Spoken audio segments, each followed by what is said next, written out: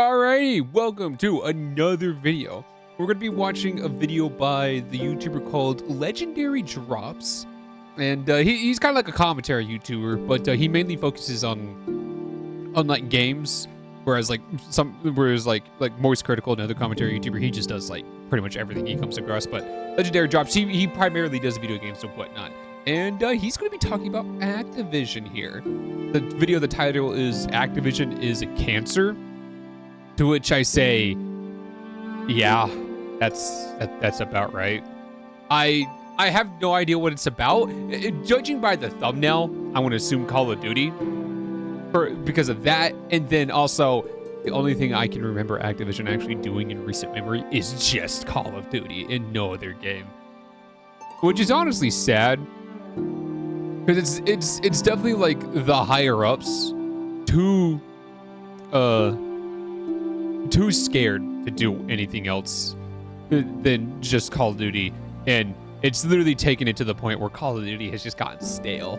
Like I think the last one, I haven't played Call of Duty. I haven't gotten any of the newer Call of Duty games.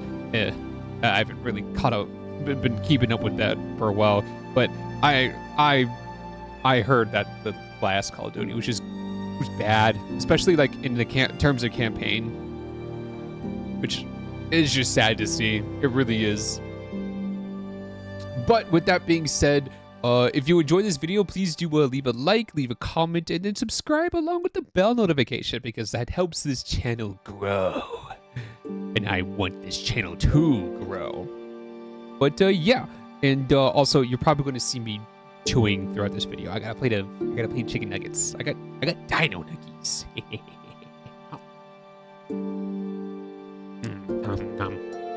Delicious. But yeah, let's get onto the video here and see what Legendary Drops has to say. Alrighty, Mr. Legendary Drops, what do you have for us? Let's turn this up a little bit. Okay, there we go. Let's get into it. Activision is the ultimate betrayer. They are the avatar of greed. They are a cancer in the gaming industry. I don't think that there is a single publisher outside of EA that's more hated than Activision is. I mean, there's Ubisoft. They're pretty scummy, but like they're right now reaping what they sow. Like, hold on. I actually would love to take a little look-see at the stocks here. Give me 1 second. Ubisoft. Ubisoft stock. Ooh. 1 day, month. Ugh. 6 months? Year. Wait, no, that's YTT. No, there's 1 year. It's literally hasn't been up. Like if we go max, dude, it hasn't been up since 2018. They're lower than when they started. They started back in 2008 at $5.57 a share, and they're lower than when they started, and they're almost back to their lowest. Their lowest is $1.01. That's their lowest, and they're so close to being back at their lowest, which is bad. That's so bad. Oh, man. Yeah, Ubisoft is definitely reaping what they sow. That's messed up. Anyway, continue, Mr. Legendary Drops. Activision is the cancer. This I can agree with. That's for a good reason, because these guys used to be the most celebrated publisher in the industry. They came out with some of the most beloved games in the history of the hobby, but now they're one of the ones that's the most responsible for the state that it's in today. True. Activision, like a lot of AAA studios in general, they used to be hailed as rock stars, man. Rock stars. Like the old Activision intro thing that they had. You saw that, you knew you were in for a good time. You know you bought a good game when you saw that intro. They are arguably the best example of a company and a selection of studios that continues to release games at a lower and lower quality, ignoring their audiences at every single turn and paywalling every aspect of their games. That's so Instead annoying. of trying to provide quality or value, no. They would much rather invest their time and their resources into finding more ways to manipulate their players. And put them at a disadvantage in hopes that they spend more money. That is the only thing that they care about. They so bank on Recently, the microtransactions. they just got caught red-handed putting ads into Black Ops 6. And by the way, this isn't the first time that we've seen something like this. No. Wait, ads in the that means it can't be on Steam. Steam has that rule. When EA said they were thinking about putting ads in their game, Steam said if you put ads in your game, you can't launch your game on Steam. Bro, are they going to get kicked off of Steam? Oh my. Unless they get rid of it, then I guess it might be fine, but I don't know. I don't know how Steam would operate with that. Nor is it going to be the last time that we're going to be seeing it, because we live in a world where they need to chase never-ending increasing profits, and they're definitely going to try. Next couple of years, but I think we're going to see again they have to get around major Steam. Shifts in how these games are monetized. You guys think things are bad right now? You haven't seen anything yet. We probably haven't. So today what I want to do is I want to talk about the history of Activision. I want to talk about their plans, what they just got caught doing, and I want to talk about how they've hollowed out their entire company because of their greed. More than that, I want to talk about just how ugly live service is going to get. Yeah. These guys won't stop. Brother! I don't know about you guys, but Activision, for me, at the very least, is probably the most painful betrayal when it comes to the games that I grew up with. I know Spyro is a very beloved game, but I never played the Spyro. Only time I ever played Spyro was in Skylanders. I fucking loved Skylanders so much. That was a good game. I love that one. And what they've turned into today, Spyro the Dragon and Crash Bandicoot were some of my favorite games when I was growing up. Every single weekend, my brother and I had a tradition where we'd scavenge the house for loose change, run down to the convenience store across the block, buy some Dr. Pepper, some Flaming Hot Cheetos, some Reese's, run back to the house and just jam Tony Hawk Pro Skater 3. And bro, that's the life right there. Then Call of Duty 2, and that changed everything for me. That was one of the first times that I played a game online. It was also the first time that I made friends through a game online, friends that I still play with and talk to today. And then after that, and now look at Call of Duty, a shell of what it formerly was. Sold in 2008 alone. That game didn't just dominate. Bro, I feel like them remaking Modern Warfare in the 2020s here is just a clear sign that they're creatively bankrupt and they don't want to take any risks. They're so creatively bankrupt that they'd rather redo an old story than make a brand new one.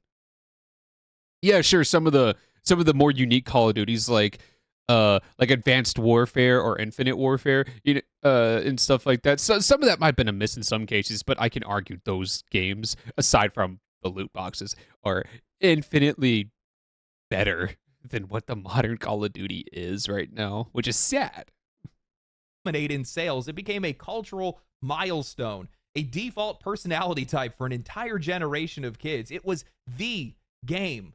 Yeah, After Call of that, Duty was definitely the game. Guitar Hero, and I don't know if this is a universal thing, but where I grew up, Guitar Hero was like the party game. It didn't matter if you knew anyone, if that platform. It's so true. Guitar Hero was actually the party game. I had people who weren't gamers, but they would play Guitar Hero.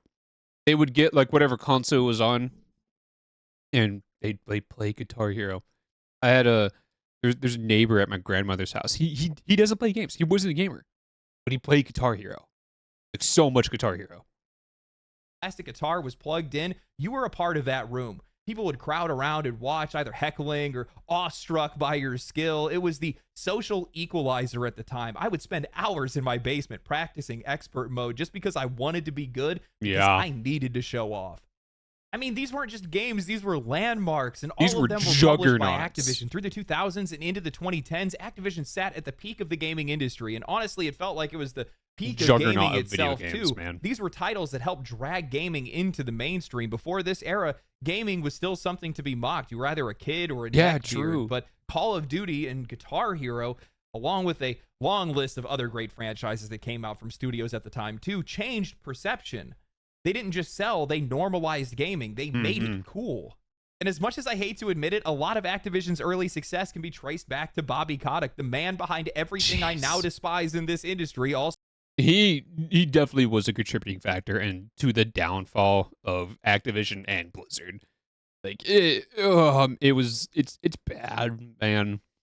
Like not a good guy. This Bobby here, not a good guy. I know a lot of the controversy. Like way before I even started doing the reacting stuff or even like streaming. Once the stuff that he did came to light, man. I don't even think I could be in the same room as this man. Also helped bring to life the games that I loved. When he took over in the early 90s, Activision was circling the drain. Kotick came in, he cut costs, he shifted their focus onto games and away from just making software and rebuilt the company from the ground up.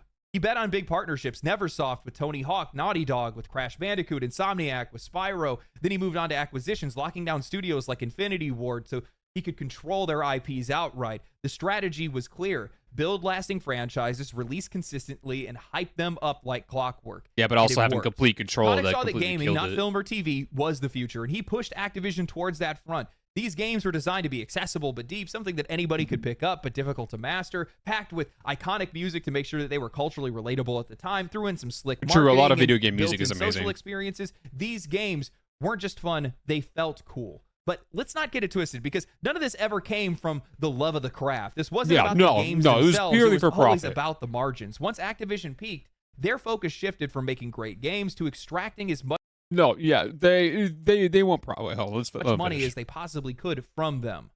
Yeah, no, once they finally got the footing, it was purely for profit at this point. All the microtransactions and stuff. You know, like the loot boxes, the battle passes now, you know, that's that's been a thing when I think it was Fortnite that birthed the battle pass. No? Yeah, I want to say it was Fortnite that actually pioneered the battle pass, and now everybody's doing it that are like all live service stuff that's doing it. But yeah, no, it's purely for profit. That's even why game prices are going up. Actually, honestly, I think the game prices are going up as a result of these companies pouring too much money into like games, which is weird because like there's definitely a point when you pour too much money into it, and to even to just break even on that, you'd have to you would either have to raise the price to an alarming amount. And there was my Discord. That was my Discord. Oh, good God. Why isn't streamer mode on? Hello? Okay, you might have heard that ping and go off again. Anyway, it's either like they have to raise the price to an alarming amount, or they need to make an impossible number of sales. And even then, even if they did raise the price, which is what they're doing, they still need to make an impossible number of sales. So they're just digging their own graves here. They're in a downward spiral. And it's sad to see. That's when reoccurring revenue took over. Microtransactions, subscription models, games built with layered monetization baked in. That 2008 merger with them and Vivendi Games was all about acquiring Blizzard and its cash machine, World of Warcraft, which is already pulling in over $1 billion a year in subs. Celebrate Father's Day. After that, they turned to Call of Duty. In 2011, Elite launched alongside Modern Warfare 3 as a paid service with stat tracking and premium DLC access. Call of Duty Elite? I never heard of this. Live service at the time, but it was their first serious test to see just how much more money they could squeeze out. Then came Destiny, releasing in 2014 under Bungie publishing. I loved Destiny 1 so much. Like before the DLCs came out, before even the game came out, it was just 13, 14-year-old me watching these trailers and just getting absolutely captivated at the beauty that was Destiny. It was amazing for me. Nowadays, Destiny is so far down the drain that I'm not even mad. I'm just sad at the former shell that it's become. I really miss like OG Destiny and stuff like that. Like I remember playing the beta and just farming public events. Not even for the loot, just for the love of the game. It was amazing having everybody come together. Not even people that were in your party, just coming together to beat a big boss. It was magical. But oh man, they don't have that anymore. Hi, kitty cat. Listen, you can't block the tracking. Okay, while I'm recording. But oh, they don't have that. That magic is all but gone now. And I'm just upset about it. Published by Activision, and it was a live service game from day one. Expansion, seasonal updates, cosmetic stores, time-gated content, and it worked. Destiny didn't just make money, it trained players to expect and accept. Yo, Destiny was amazing. I love Destiny so much. The strategy had already paid off. Activision Blizzard's value had tripled by then, with analysts pointing directly to their shift towards live service. World of Warcraft was still printing cash. Destiny was stable. The model was locked in. Yep. Then came Modern Warfare in 2019, a soft reboot and the first Call of Duty with a battle pass. Not just a way to earn content, but a behavioral loop designed to build a habit. That next year, Warzone then launched, free-to-play, cross-platform progression, rotating seasons, constantly shifting storefronts. It was the complete live service package, and it worked. Battle Warzone Royales wasn't really just took a the hit, world by storm, I think, when blueprint. Fortnite did The wild that. part is how fast I all mean, of this... yeah, you had PUBG, but like when Fortnite did it, it wasn't laggy and it worked really, really well, and there weren't a lot of glitches. I tried PUBG. I tried both PUBG and Fortnite. Not very long, just for a couple hours, but I definitely feel like it was Fortnite that really had the battle royale genre that took the world by storm there.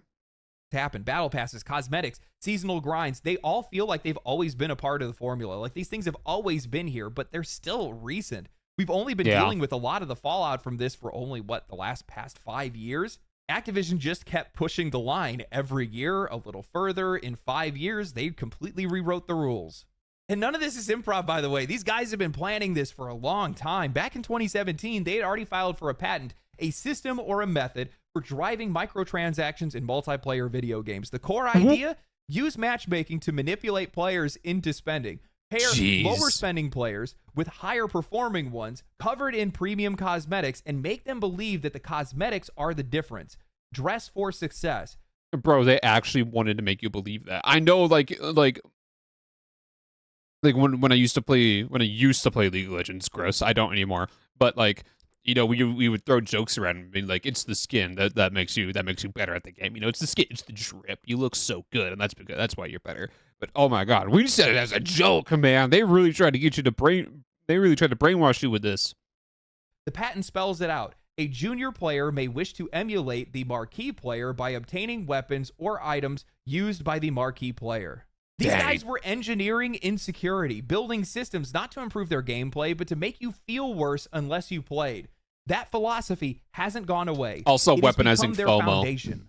with Today, the battle Call of pass, Duty because like has once it's battle gone, it's not coming stacked back. on top of battle passes. In some cases, their battle passes have battle passes, microtransactions. Battle passes in battle passes. Itself. Every inch of content has been carved out and sold back to you. Just last month, leaks revealed that they are planning on locking limited time modes behind battle passes, literally time gating and paywalling playable content. That trend has continued, and just recently, Activision got caught testing in-game advertisements inside of Call of Duty Black Ops 6. According to a PC Gamer report by Ellie Gold, players noticed bundle promotions embedded directly into the weapon select menu. The feature was quietly removed after backlash, with Activision claiming it was a UI feature test that went live by mistake. Of course, the players didn't buy it. One Reddit user pointed out that the game has already raised its price of its premium Black Cell Pass, which I think is a second battle pass that's inside of the game, without fixing any of their long-standing bugs. So seeing an ad placement take priority only adds further insult.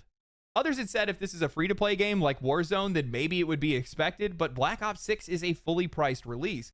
Honestly, yeah, you would expect some level of advertising or like push to get you to buy things on a free game, because otherwise, like, how are you gonna pay for like the online servers and whatnot?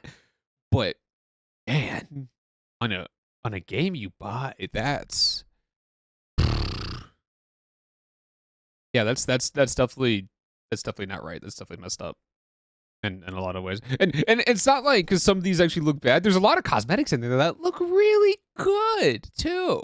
And they made it way too expensive than what it's actually like worth.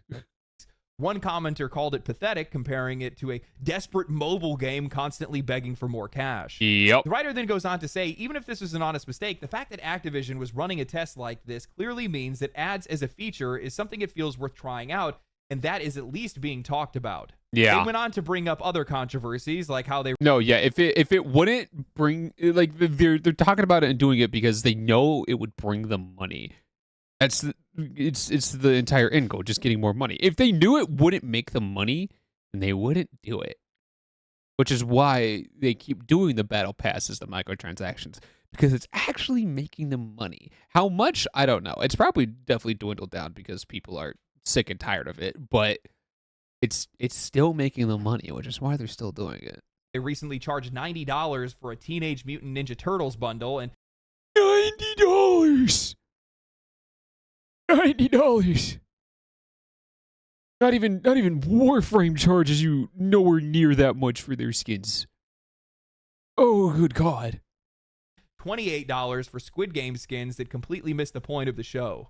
Now, what I think the writer misses, and what a lot of people probably just resigned themselves to at this point, is that this wasn't some accidental leak. It was a test. It was a proof of concept. Yeah. Sure, a Reddit post got 1,000 upvotes. Ooh, They big deal. definitely did not do that on Activision was accident. tracking something else entirely. I refuse to believe How they did it on many people accident. clicked on that ad in the loadout screen? That's the real metric here. Yeah. This wasn't some placeholder code. These guys paid developers to build that UI, design that asset, and then wire it into the game. That is not a glitch. That's a roadmap. Yeah. What's hilarious to me and honestly inevitable at this point is how these guys have basically just turned into Korean MMO developers. They have completely surrendered themselves to monetization. For the past 5 years, they have made more money than they know what to do with, yet all of their focus is on building more gateways to more spending. Yet in the process, they have torched their reputation and they have sacrificed the quality of the content itself.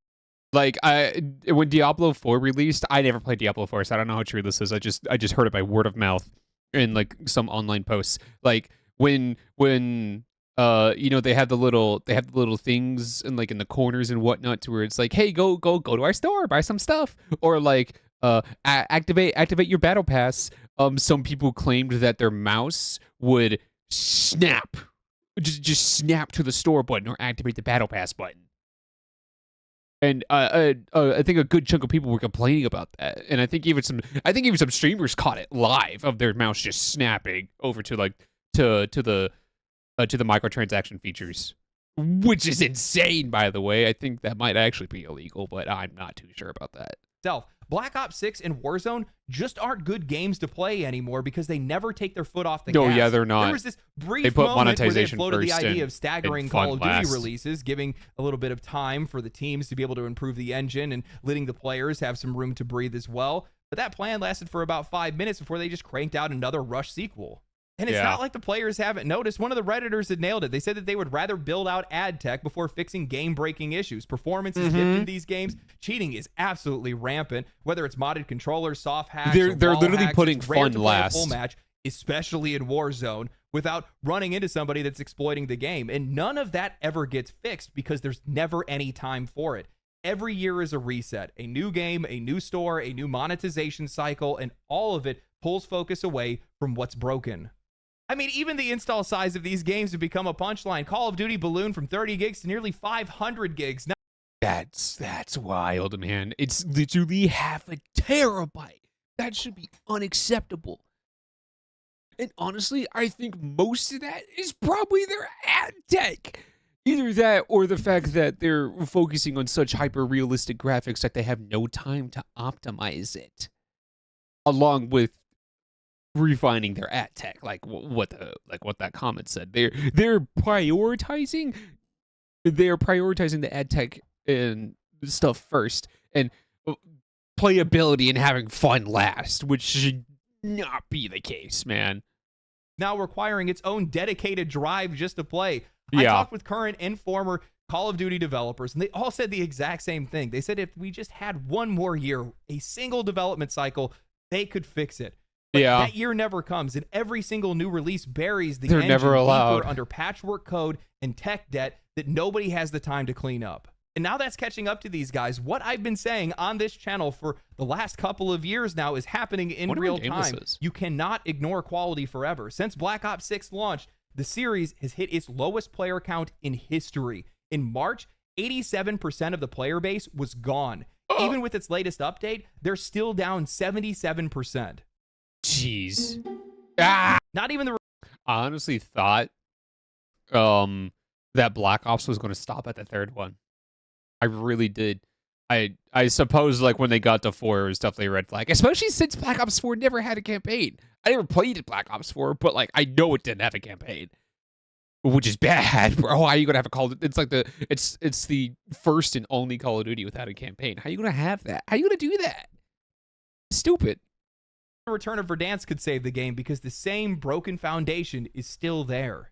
Quality is never an accident. It is always the result of intelligent effort. Eric Fromm, 1947, man for himself, meaning that a lack in quality is a conscious effort to put your focus elsewhere, which is exactly what Activision Blizzard has been doing for years now. Bobby got off just at the perfect time because he knew exactly what was coming on down the line. You could only focus on monetization. He probably did know, and that's why he's gone now. You can only sacrifice he's the not the quality CEO of of Activision Blizzard long anymore. Before eventually that's all going to come to catch up with you.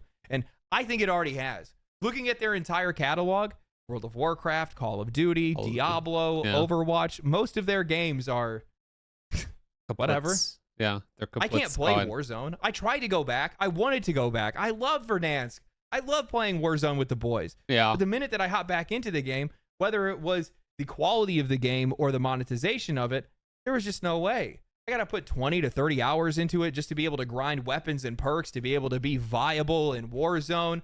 Then while I'm doing that, I'm noticing that people are running around in pay-to-win skins, and they're blending into the environment. On top of that, a couple of matches that I got into, the 2 that I actually tried. You literally have to buy, you essentially buying camouflage. That's so messed up. That's so mean. Tried for Warzone, immediately got hacked on the minute that I dropped in. No, dude. I'm not giving you my time or my money. Thank you for the review copy of Black Ops 6, by the way. I never thanked you guys for that. I appreciate it. Fix your game. Fix your game.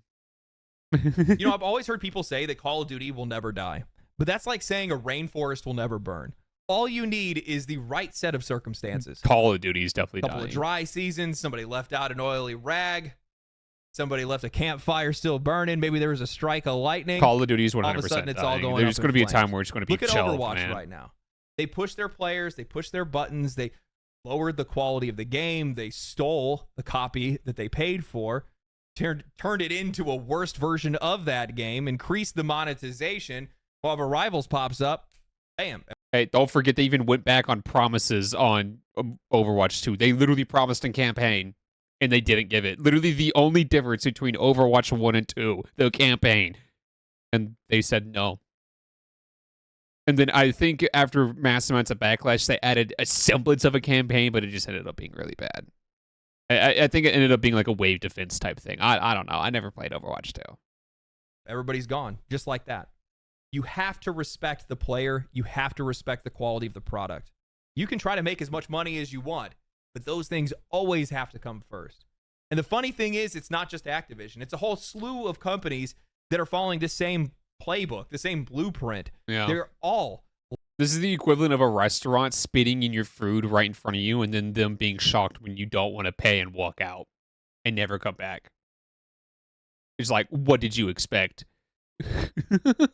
Locked into this same kind of mentality, even with seeing players leaving their games, even with seeing new competition springing up, even with indie games turning people's heads. These guys, dude, indie games are skyrocketing right now, and I couldn't be more happy about that. It's manipulation. It's shareholder interest. It's the only thing that these guys think about. And if the last few years, I want you guys to think about this. If the last few years have been about live service, then tell me, what are the next few years going to be about? Because I'm pretty sure it's going to be even worse. Them probably most likely being on their hands and knees, because they definitely have to be losing money on this. If people are just sleeping. I try not to just react to what's happening now, and I try to think about where all of this is headed, because the truth is, just about every part of gaming today is monetized, or designed to be at the very least. It all started with the premium editions, and then came in paying to play online for consoles, MMO subscriptions, pay extra to play for early, quote unquote. We got Horse Armor, Farmville came along and made microtransactions mainstream, and then from there it all escalated. Cash shops, battle passes, seasonal content, gotcha games. It's so every single year more gets locked behind a paywall, more psychological tricks get baked into these games, and the more you value get of the taken product advantage is of. gutted in the process. But what I think a lot of people still believe is that this is the end point, that this is as bad as it can get. Sure, publishers are already selling everything that's not nailed down to the ground, and people are still buying these games. So what else could they possibly do? Charge $5 to reload their guns like Riccatello joked? Oh No, my I don't think God, that's the I case. remember that. You have to be a special kind of crazy to be too greedy for EA. That was like the former EA CEO who said, "Hey, charge you like $1 to reload," because like in his mind you're already far enough into the game to where you just do it anyway. And then he essentially got fired because of that, because too greedy for EA. Let that sink in. How will you get too greedy for EA? That actually tells you something. Because that's the wrong question to ask. Even the greediest executives out there know that there's a point in which players are going to walk away. Yeah. And that's where the shift is happening. With the rise of live service games and battle passes, the gaming community has become far more transient than it's ever been before. People are bouncing between titles instead of just sticking with one, and studios are starting to adapt to that. Most of them don't even try to keep you in the game forever anymore. They just extract as much as they possibly can before you leave. Like, they know you're going to leave. The goal isn't to make a little money from everyone. It's to squeeze as much as you possibly can out of each individual player. I mean, we've seen this play out for years with pay-to-win Korean MMOs and gacha games. The top-tier content is locked behind absurd paywalls. It doesn't matter how much time you invest into these games. If you're not spending, you are never going to reach some of those endgame modes. Yeah. Or at least not to the level that you would like to. And when players start to drop off, these games don't scale back. They double down. They stretch out the goalposts. They cater harder to those top spenders, and they shrink their audience just to the people who are willing to bankroll the entire system. And now more companies are starting to follow that path. They are tired of players who spend nothing or people that just don't spend enough for them. So they have started to ask themselves the next question: how do we make money off of people who don't pay? In some cases, we've already seen free-to-play or low-spending players use as fodder for whales. It's something that has been talked about openly at it's actually very conferences. upsetting. People have seen the videos of that kind of stuff by now, and it's also been talked about behind closed doors, where low spenders are intentionally kept in the ecosystem to enhance the experience for the big spenders. The goal is to create a power fantasy. Maybe you're going to get matched against low spenders in a pay-to-win game and absolutely steamroll them. Maybe you're decked out in some exclusive cosmetics paired against under-geared players to look more skilled. It's the same logic that's baked into that Activision patent that they filed years ago. Weaponized comparison dressed up as matchmaking. That's so upsetting, bro. Oh, come on. But I think this is just the beginning, and where it's headed is even worse, because what Activision had showed off of their accidental in-game ad that was slipped into the Call of Duty loadout screen, that wasn't a glitch, that was a test. And more importantly, that is their next logical step: in-game ad space for revenue. If you guys remember, Ubisoft pulled the exact same stunt last year, pushing ads on the pause screen of Assassin's Creed. Xbox already hits you with a full screen ad the second that you power on the console, and right now, these ads are just for their own products. God. Cosmetics, battle passes, other games. I didn't know Xbox did that's that. Just I knew one. about the Assassin's real Creed money is going to Mirage come one. I didn't know when about they Xbox. start selling it to third parties. And I really don't think that future is very far off. For the next 5 years, probably even sooner than that, we're going to start seeing brands like McDonald's, DoorDash, or Walmart embedded directly into loadout screens or menu interfaces, especially. It's going to be a whole Futurama thing where they inject ads into your dreams. In free-to-play titles. According to eMarketer's report from January, global digital ad spending is expected to surpass $1 trillion this year, with 75% of it going to digital platforms. That's that is a lot. An ocean of cash, and the game industry is going to want in. We've already seen advertisements creep into every corner of our lives: social media, search engines, streaming platforms. Hell, Hulu and Netflix now offer ad-supported tiers just to squeeze more money out of the users who can't or won't pay full price. The game industry sees that model, and they're chasing it. They want Now, it. product placement in games isn't anything new. Sports games already rake in millions of dollars on branded content, and it works for those games because it adds authenticity. You want that inside of these arenas. PlayStation, on the other hand, their upcoming game Intergalactic already has branded placements from Porsche and other companies as well. But that's going to expand. My prediction is that we are going to see a massive wide industry pivot from games made for prestige, quality, and popularity to games being made for designed to ads. maximize revenue per individual player. Yeah. We're going to see single-player games lean harder into product placements and Like, it feels like they just know you're going to leave. So, and like what he said, they're just going to squeeze every last drop they can out of you. Traditional advertising is going to feel a little bit too intrusive for those games, at least for now. But multiplayer and live service games, those guys are going to be wide open. That's where we're going to see all the real-time ad integrations, dynamic billboards. Oh yeah, definitely all those live screens that are service ones are going to be sponsored first. by brands, anything that pushes the revenue needle forward. Mm-hmm. The biggest companies in this industry have already proven that they will sell their soul for an extra $10, but you can only raise the base price of games so much. You can only carve out so much of your content so many times before there's nothing left. But passive income is endless, and it's coming. You guys are going to hate me for bringing this up, and I hate to be the one to tell you, but I don't think it's going to end there. If anything, advertising is just one piece of what's coming. The other, something that these companies are working on, have already been quietly doing under the guise of moderation and improving your experience, is data harvesting. Yeah. Right now, most of these companies collect your name, address, age, and gender by default, but it doesn't stop there. They collect play data, in-game behavior, decision-making tendencies. Basically, anything that can be tracked is being tracked. And they say they don't do it, but they definitely do it. You got to be honest here. They definitely do it. Even when they say they don't, they do. We've already seen these guys getting caught. Microsoft was fined $20 million for collecting personal data from kids that were honest from kids. That honestly, the $20 million should be more, because Microsoft is worth trillions. 20 million is pocket change to them. It should definitely, if you want them to stop, it should definitely be more. Which I'm honestly surprised it's not, because that just made it be more money for the government. But, and you know, the government really likes their money. Good old Uncle Sam, they like their money.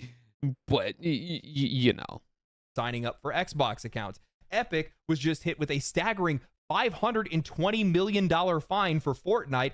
There you go. That's definitely more like it. Hit them with that much money. That one will actually get them.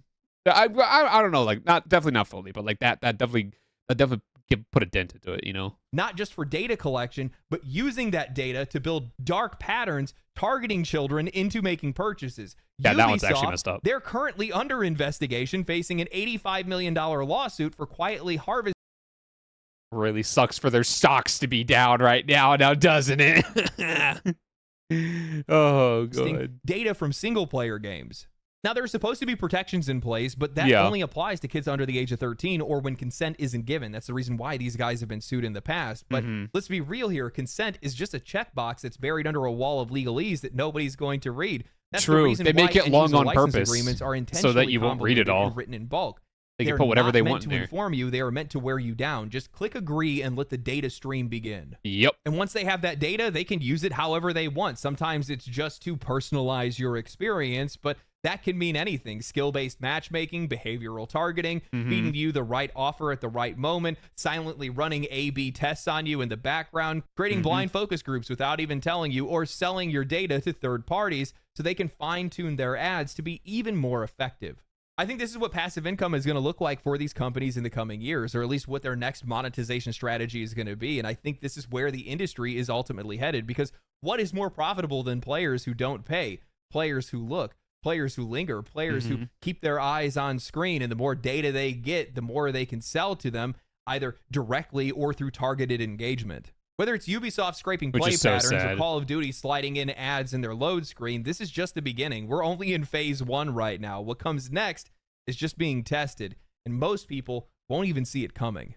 I keep saying this, but these guys are just going to hand off this entire industry on a silver platter to this new generation of publishers and studios that have been turning heads over the past couple of years. Yeah. The less you focus on the quality of your product and on your customers, the more likely that audience, those customers, are going to start walking away. And we've already seen that happen in a lot of games over the past couple of years. It's that old adage from Steve Jobs talking about the marketing team taking over and the product people having less influence. It's the only thing these guys understand. They only think about how to make money, how to make more money, how to get their product in front of more people. That's the only thing they think about, because they don't know how to build anything. Take it from somebody that went to school for marketing. It's the only thing that I understand. This is probably also a contributing factor of why indie games are in such a high demand right now or not really demand, but like super popular right now, because so many people are walking away from the AAA studios. They're going to like the AA or single A or indie game studios, and they're like, this ain't half bad. Like Expedition 33 is a definitely clear sign of that. They're double A studio and they're ex Ubisoft employees, man. Like there's talented people in these companies, but they're so bogged down by what he said. The advertising people are taking over, and the product people are not even given a second thought, bro. They're just swept under the rug and forgotten about. I wouldn't know anything about how to make a video game. I only know how to sell one more than anything else. Well, I think this is all inevitable. I don't think that it's going to be successful for these guys, because one of the things that they ignore is that all this monetization, baking ads into their games in the future, or the data harvesting, that only works in very specific ecosystems. Yeah.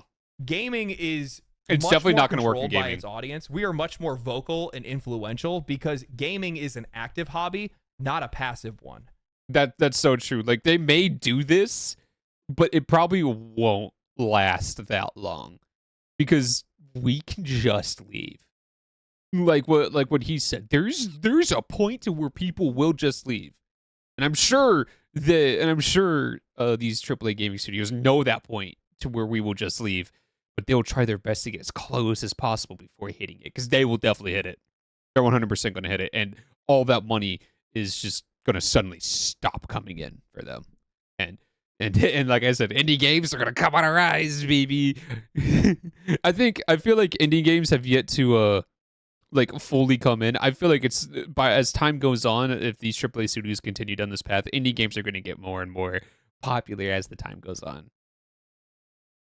When you watch something on Netflix, you're consuming. When you're searching for something on Google, you're retrieving. Yeah. When you're scrolling through Twitter, you're reacting. Yep. Those are passive traits. Mhm. Those are passive things that you're doing. When you are playing a game, you are directly interacting with it. You can directly feel drops in quality or manipulation or whatever it might be.